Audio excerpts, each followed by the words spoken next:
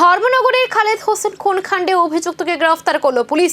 আর্থিক লেনদেনকে কেন্দ্র করে দুই পক্ষের মধ্যে সংঘর্ষের জেরে খালেদ হোসেনের মৃত্যু হয়। এই ঘটনায় এলাকায় ব্যাপক উত্তেজনা ছড়িয়ে পড়ে এবং অগ্নিসংযোগ, রাস্তা অবরোধ সহ একাধিক অশান্তির পরিস্থিতি তৈরি হয়। ঘটনার পর নিহতের পরিবারের পক্ষ থেকে ধর্মনগর থানায় 5 জনের বিরুদ্ধে মামলা দায়ের করা হয়। তদন্তে নেমে প্রথমে রাগদা এলাকা থেকে 3 অভিযুক্তকে গ্রেফতার করে। জানা গেছে এই মামলায় জড়িত সকল অভিযুক্তকে গ্রেফতার করা সম্ভব হয়েছে এবং তদন্ত এখন চূড়ান্ত পর্যায়ে রয়েছে।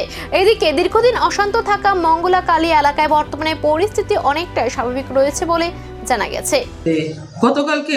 গতকালকে মিন্স আজকে মধ্যরাত্রে একটা ইনফরমেশন পাইলাম যে এরকম সিক্রেট সোর্সের ইনফরমেশনে যে পদ্মবিল এরিয়াতে এরকম পাওয়া যেতে পারে। তো আমার আমরা ভোরবেলা গিয়ে স্যার ডিটেন করলাম, এখন অ্যারেস্ট করছি, অ্যারেস্ট করে কোর্টে ফরওয়ার্ড।